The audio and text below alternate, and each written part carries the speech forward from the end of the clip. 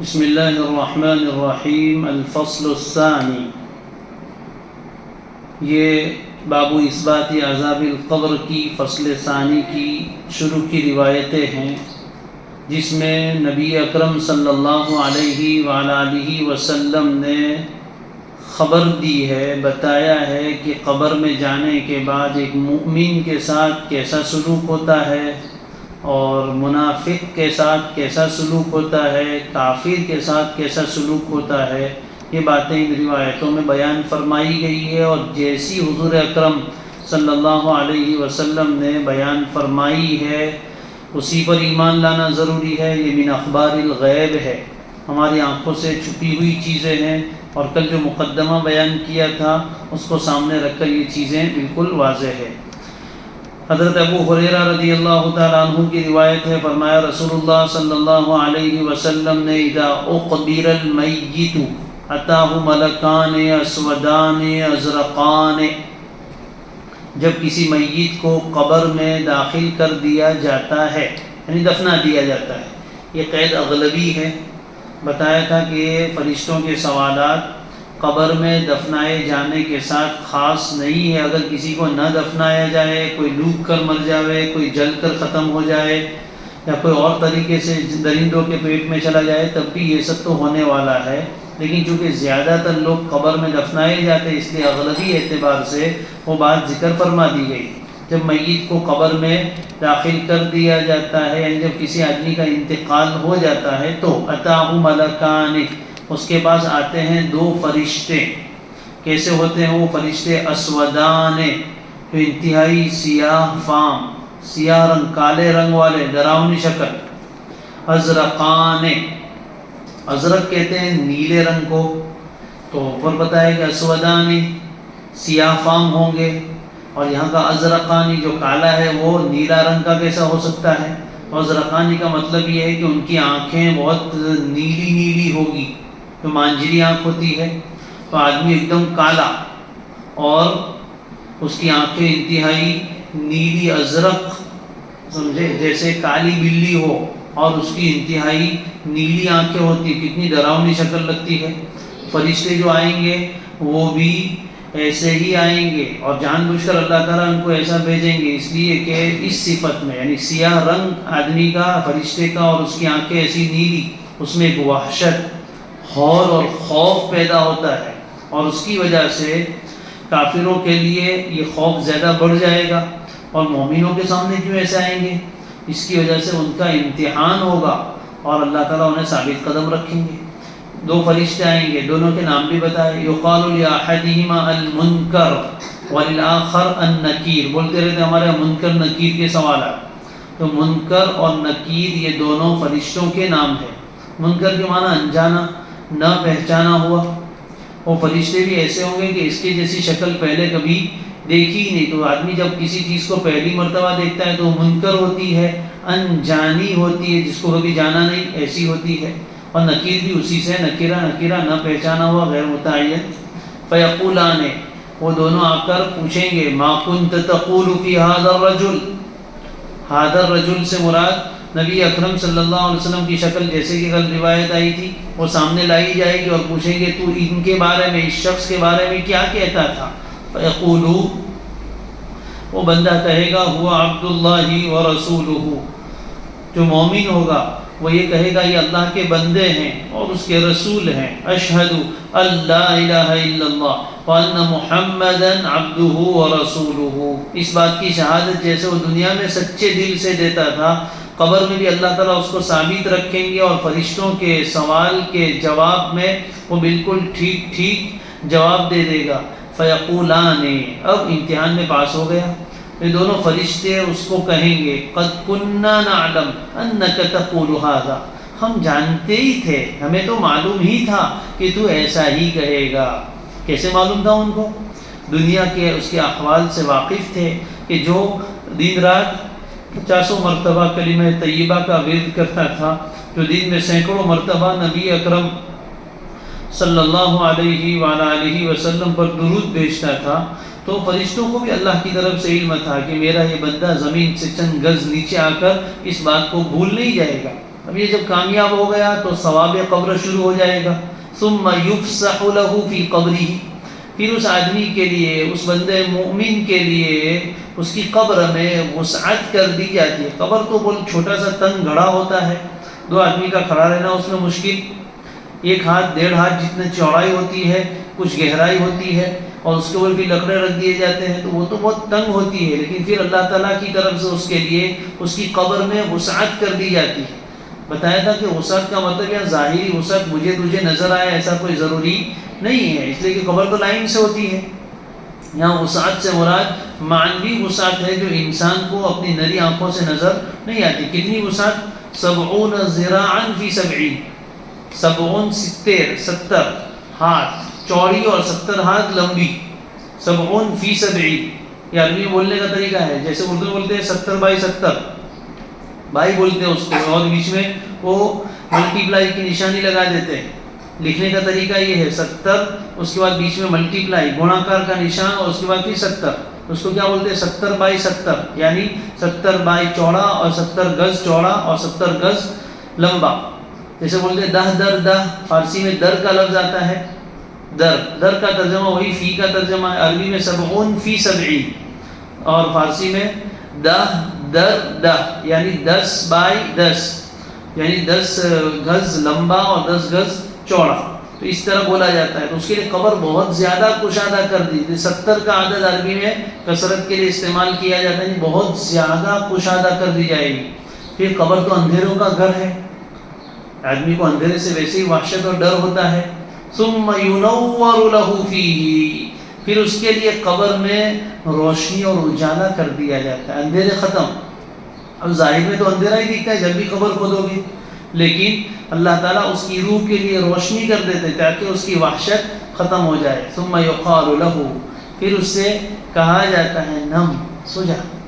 یعنی امتحان میں کامیاب ہو گئے. ابھی آخرت میں دوبارہ قیامت قائم ہونے اور سورہ ثانی اور ثالث پھونکے جانے میں تو بہت دیر ہے. ابھی وہاں تک کیا کر، دنیا میں بہت کام کر کے آئے، سو جا. نم، میت سے کہتے ہیں کہ سو جا تو. فیقولو، تو میت کہتے ہیں ابھی کہاں؟ ارجعوا الی اہلی فاخبرہم، ارے مجھے ایک موقع دو، میں ذرا اپنے گھر والوں کے پاس جاؤں اور انہیں بتاؤں. وہ کتنا میرا انتظار کر رہے ہوں گے، کتنی میری فکر کر رہے ہوں گے کہ میری خبر میں میرے ساتھ کیا ہوا.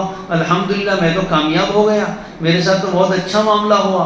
تو ایک موقع دو نا مجھے. ارجعوا الی اہلی، میں اپنے گھر والوں کے پاس واپس جاؤں اور انہیں بتاؤں کہ آپ نے میرے ساتھ بہت اچھا معاملہ کیا اور میری آخرت کی پہلی منزل آسان ہو گئی. معلوم ہو وہاں جانے کے بعد بھی میت کو گھر والوں سے کچھ نہ کچھ تعلق رہتا ہے، یاد رکھتا ہے. وہ گھر والے بھی اس کو یاد رکھتے ہیں تھوڑی مدت.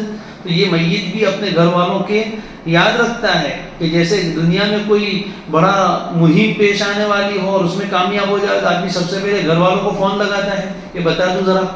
اسی طرح یہ میت بھی قبر میں فرشتوں سے کہے گا کہ مجھے گھر والوں کے پاس جانے دو تاکہ میں ان کو بتا دوں. کیا بتاؤں؟ کہ میرا حال بہت اچھا ہے، فکر مت کرنا.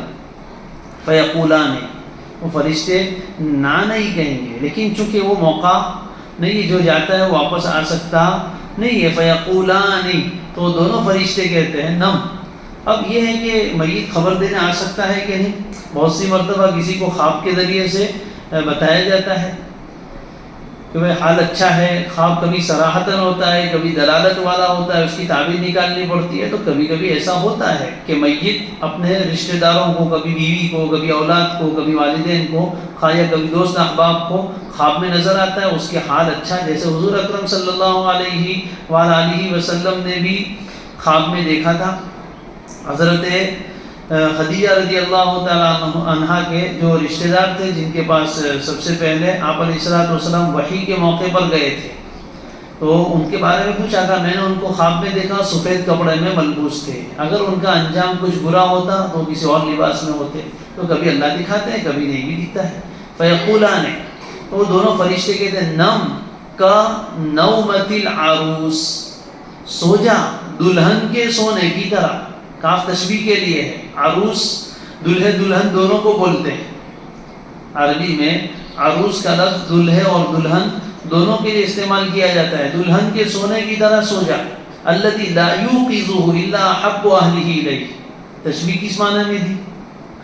کہ دلہن کو جب اس کے کمرے میں پہنچا دیا جاتا ہے، اس کے بعد پھر دلہا تھوڑی دیر سے آتا ہے، تو دلہن جب اپنے بہترین بستر پر، اس میں پھول کی پتیاں بھی ہوتی ہے اور بھی کچھ انتظام ہوتے ہیں خوشبو وغیرہ کے، بہت اچھا بستر، اچھی بیڈ شیٹ ہوتی ہے، اس کے اوپر وہ آرام کرتی ہے، دن بھر کی تھکیاری سو جاتی ہے، لیکن اس کمرے میں اس کے شوہر جو دلہا ہے اس کے سوا تو کوئی آنے کا نہیں۔ جب وہ دلہا آئے گا، چاہے وہ 1 گھنٹے کے بعد آئے گی، 2 گھنٹے کے بعد آئے، آ کے وہی تو اس کو اٹھائے گا نا، اور تو کوئی اٹھانے والا نہیں ہے۔ تو اسی طرح اس کو بھی کہا جاتا ہے، جیسے دلہن بالکل بے فکر سو جاتی ہے تو اس کو اس کے شوہر کے علاوہ جو اس کا سب سے محبوب ہے کوئی نہیں اٹھاتا، تو بھی سو جا، تجھے بھی کوئی اٹھائے گا نہیں۔ الذی لا یوقظ الا حب اہلہ الیہ، جس کو کوئی بیدار نہیں کرتا ہے سوائے اس کے گھر والوں میں جو سب سے زیادہ اس کا محبوب ہے، یعنی زوج، شوہر، وہی اٹھاتا ہے۔ ایسے تجھے بھی اللہ کے سوا کوئی اٹھائے گا نہیں۔ کب تک سونا ہے؟ قیامت تک، حتی یبعثہ اللہ من مضجعہ ذلک، یہاں تک کہ اللہ تعالیٰ اس کو اٹھائیں گے اس کی اسی خوابگاہ سے، جس جگہ اس کو دفنایا گیا ہے وہیں سے اللہ تعالیٰ قیامت کے دن اس کو نکالیں گے۔ میں نے کہا تھا کہ روح تو عالم ارواح میں چلی جاتی ہے، لیکن جسم اس کا جس جگہ ہوتا ہے اس کے ساتھ اس کا تعلق ہوتا ہے، گویا وہ اس کا گھر ہے، وہیں سے اس کو اٹھائیں گے اور پھر میدان محشر میں لے جائیں گے۔ یہ مومن کا بہترین انجام ہوا۔ وَإِن كَانَ مُنَافِقًا، اور اگر وہ میت مردہ آدمی منافق ٹھہرا تو قالا، قبر میں اس کے ساتھ کیا ہوتا ہے؟ وہی سوالات ہوتے ہیں، ایسے ہی فرشتے اس کے پاس بھی آتے ہیں، وہ اس سے پوچھتے ہیں کہ اس شخص کے بارے میں تو کیا کہتا تھا، وہ جواب میں کیا کہے گا؟ سوال تو وہی ہے، جواب بدل گیا۔ سمعت الناس یقولون قولا فقلت مثلہ، منافق کہتا ہے میں نے لوگوں کو سنا تھا کہ وہ ایک بات کہہ رہے تھے، میں نے بھی ایسی ہی بات کہہ دی، لا ادری، میں نہیں جانتا ہوں کہ یہ کون ہے۔ حالانکہ وہ دنیا میں اشہد ان محمد رسول اللہ پڑھتا تھا، لیکن وہاں نہیں پڑھ پائے گا اس لیے کہ دل میں نہیں تھا، صرف زبان پر تھا، اور وہاں سارا معاملہ کس کا ہے؟ دل کا۔ فیقولان، فرشتے کہیں گے اسے، قد كنا نعلم انك تقول ذلك، ہم کو تو معلوم ہی تھا کہ تو ایسا ہی کہے گا۔ پھر کیا ہوگا؟ عذاب کا سلسلہ شروع۔ فیقال للارض، پھر زمین سے کہا جائے گا، التئیمی علیہ، التئام یلتئیم کے معنی مل جانا۔ قبر میں تھوڑی کشادگی کرتے تھے، بیچ میں سے مٹی نکال کر، اور میت کے لیے جگہ خالی رکھی جاتی ہے، قبر کو کہا جائے گا التئیمی، التئام یلتئیم، اس کے معنی مل جانا، تو مل جا اس آدمی پر، یعنی ادھر والا کنارے کو کہیں گے تو ادھر آ، ادھر والے کنارے کو کہیں گے تو ادھر آ، دونوں کنارے مل جائیں گے تو بیچ میں سینڈوچ بن جائے گا۔ فتلتئیم علیہ، تو زمین اس کے اوپر مل جائے گی، نتیجہ کیا ہوگا؟ فتختلف اضلاعہ، اضلاع ضلع کی جمع ہے، ضلع معنی پسلی، جو انسان کے سینے میں ہوتی ہے، وہ ہر دن جب پسلیاں، تو جب اس کو دبائیں گے تو کیا ہوگا؟ یہ اس کی ایک ہاتھ کی ایک طرف کی پسلیاں، داہنی طرف کی، بائیں طرف کی پسلیاں، یہ پسلیاں آپس میں ایک دوسرے میں گھس جائے گی، جیسے کسی چیز کو بہت زور سے دباؤ تو ایسا ہی ہوتا ہے، تو اس کی پسلیاں ایک دوسرے میں گھس جائے گی، نعوذ باللہ من ذلک۔ فلا یزال فیہا معذبا، وہ برابر قبر میں عذاب دیا جاتا رہے گا، حتی یبعثہ اللہ من مضجعہ ذلک، یہاں تک کہ اللہ تعالیٰ اس کو اس کی اسی خوابگاہ سے، اسی قبر سے اٹھائیں گے۔ کتنی لمبی مدت ہے عذاب قبر کی، اور ثواب ملا، اچھی حالت ہوئی تو بہت لمبی مدت تک راحتوں میں، نعمتوں میں رہیں گے، اور نعوذ باللہ اگر عذاب کا مسئلہ ہوا تو قیامت تو کب آئے گی، پتہ نہیں کتنے ہزار سال لگیں گے، وہاں تک اس کو عذاب کا سلسلہ جاری رہے گا، نعوذ باللہ من ذلک۔ اس کے بعد والی روایت بھی تقریباً اسی مضمون کی ہے۔ وعن البراء بن عازب رضی اللہ تعالیٰ عنہ عن رسول اللہ صلی اللہ علیہ وسلم قال یأتیہ ملکان، میت کے پاس دو فرشتے آتے ہیں، فیجلسانہ، اس کو بٹھاتے ہیں، قد آیا تھا یقعدانہ، یہاں ہے یجلسانہ، فیقولان لہ، اس سے سوال کرتے ہیں، من ربک، تیرا رب کون ہے؟ فیقول، وہ بندے مومن ہے تو کہتا ہے ربی اللہ، میرا رب اللہ ہے۔ فیقولان لہ، پھر دونوں اس سے پوچھتے ہیں ما دینک، تیرا دین کیا ہے؟ فیقول دینی الاسلام، میرا دین اسلام ہے۔ فیقولان ما ھذا الرجل الذی بعث فیکم، یہ شخص کون ہے جو تمہارے درمیان مبعوث کیے گئے تھے؟ فیقول، وہ بندے مومن جواب میں کہے گا هو رسول اللہ صلی اللہ علیہ وسلم، وہ اللہ کے رسول ہیں۔ فیقولان لہ، وہ دونوں فرشتے اس سے کہیں گے وما یدریک، اور تجھے یہ سب باتیں معلوم کیسے ہوئی؟ ایو شیء یدریک، ما وانا ایو شیء، کون سی چیز نے تجھے یہ سب چیزیں بتائی؟ فیقول، وہ بندہ کہے گا کیا پوچھتے ہو؟ قرأت کتاب اللہ فآمنت به وصدقت، میں نے اللہ کی کتاب پڑھی تھی، قرآن پڑھا تھا، باقاعدہ مدرسے میں داخلہ لیا تھا، وصدقت، اور میں نے قرآن میں جتنی باتیں آئی اس کی تصدیق کی تھی، اور قرآن نے کہا تھا ان الذین قالوا ربنا اللہ، تو ہم نے اسی اللہ کو رب مانا، وہی رب العالمین ہے۔ اس میں دین اسلام کے بارے میں رضیت لکم الاسلام دینا ان الدین عند اللہ الاسلام، یہ سب آیتیں ہم نے پڑھی تھی، اور نبی صلی اللہ علیہ وآلہ وسلم کی رسالت کی جگہ جگہ باتیں بیان فرمائی گئی ہے، تو جو باتیں میں نے قرآن میں پڑھی تھی ان سب کی تصدیق کی تھی۔ فرمایا فذلک قولہ تعالی یثبت اللہ الذین آمنوا بالقول الثابت فی الحیاۃ الدنیا وفی الآخرہ، پہلی روایت میں یہ آیت آ گئی سورہ ابراہیم کی۔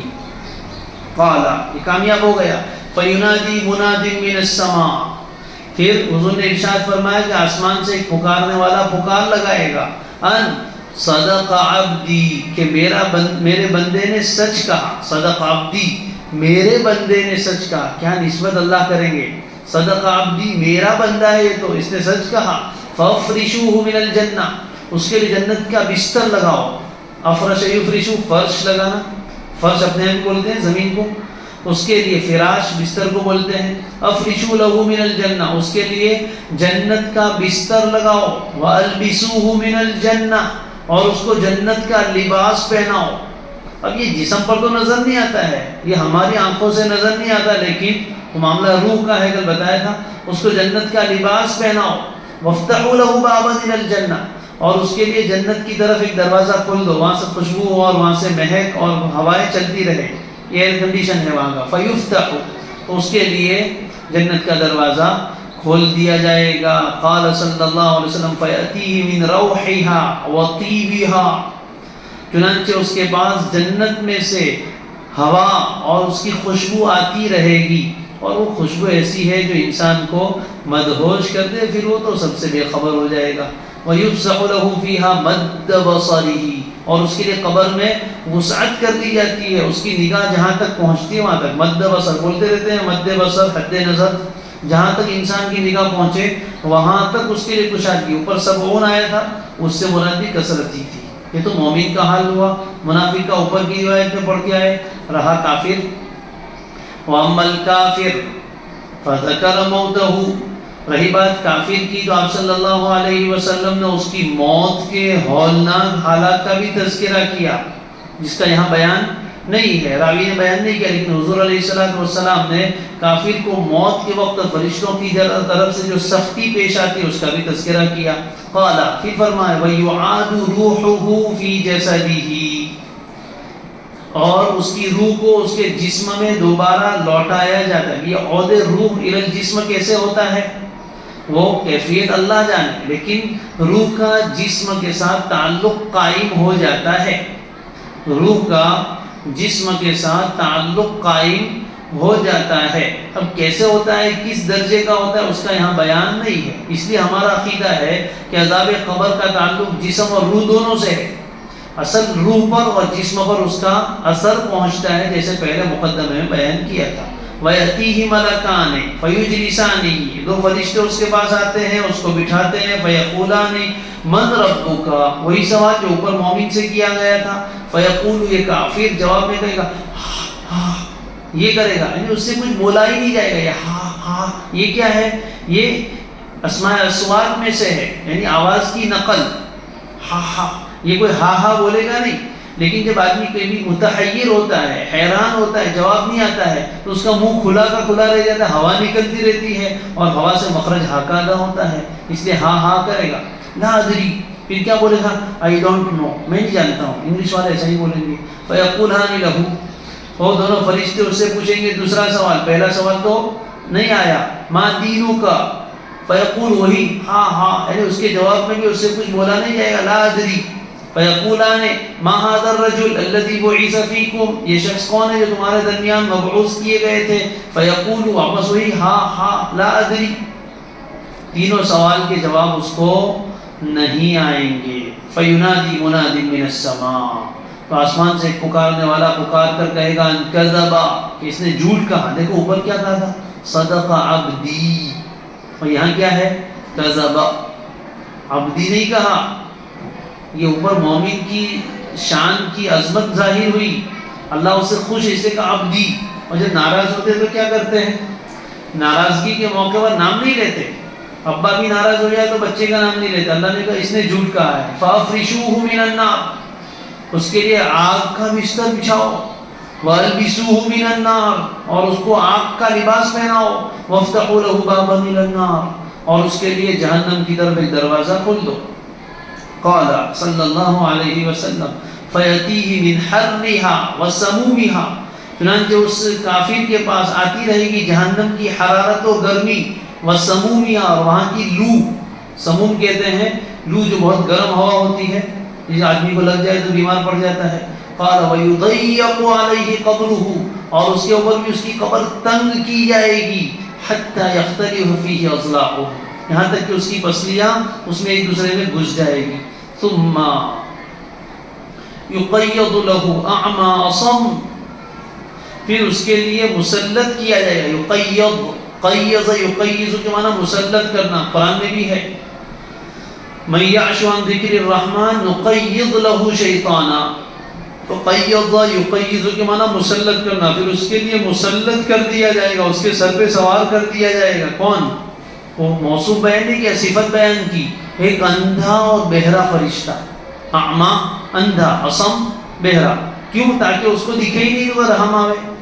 مارنے والے کو اگر نظر آئے گا، اس کی تکلیف دیکھ کے رحم آ سکتا ہے نا. سننے والا ہو تو جس کو مار پڑ رہی وہ چیخے گا، چلائے گا، وہ سنے گا تو رحم آئے گا نا. وہ فرشتہ جو عذاب کا آئے گا وہ بہرا بھی ہوگا اور اندھا بھی ہوگا، لہذا اس کی چیخوں پکار اس کو سنائی نہیں دے گی، اور اس کا تڑپنا اس کو دکھائی نہیں دے گا، جس کی وجہ سے اس کو رحم آنے گا ہی. معہو مرزبۃ من حدید، مرزبہ گرز یعنی ہتھوڑے جیسا ایک آلہ ہوتا ہے، اس کو مرزبۃ کہتے ہیں. اس فرشتے کے پاس لوہے کا بنا ہوا ایک گرز ہوگا، غافرازہ گرز. لو ضرب بها جبل لصار ترابا، کتنا خطرناک ہوگا. اگر وہ کسی پہاڑ پر مارا جائے تو پہاڑ بھی مٹی ہو جائے، چورا چورا ہو. اتنا خطرناک ہو. مارنے کا آلہ سٹیک ہوگی، وہ لے کر آئے گا. فَيَضْرِبُ بِهَا ضَرْبَةً، پھر اس کو يَضْرِبُهُ بِهَا ضَرْبًا، وہ فرشتہ اس کافر کو اس گرز سے ایسی ضرب مارے گا. يَسْمَعُهَا مَا بَيْنَ الْمَشْرِقِ وَالْمَغْرِبِ، جس کو سنیں گے مشرق و مغرب کے درمیان کی تمام چیزیں. إِلَّا الثَّقَلَيْنِ، سوائے دو بوجھ، انسان اور جنات کے. یہ دو کے علاوہ باقی سب مخلوق کو اس کی آواز پہنچتی ہے. یہ بھی میں بتا چکا مقدمے میں کہ ہمارا آزو بازو بہت ساری آوازیں ہیں لیکن ہم نہیں سنتے. نتیجہ کیا ہوگا؟ فَيَصِيرُ تُرَابًا، وہ مٹی بن جائے گا. ختم نہیں ہوا قصہ. ثُمَّ يُعَادُ فِيهِ الرُّوحُ، پھر دوبارہ اس میں روح لائی جائے گی، پھر مارے گا، پھر مٹی، پھر دوبارہ روح دی جائے گی. اسی طرح سلسلہ چلتا ہی رہے گا. نعوذ باللہ من عذاب القبر. اللہ تعالیٰ ہم سب کی عذاب قبر سے حفاظت فرمائے، قبر کی منزل کو آسان فرمائے.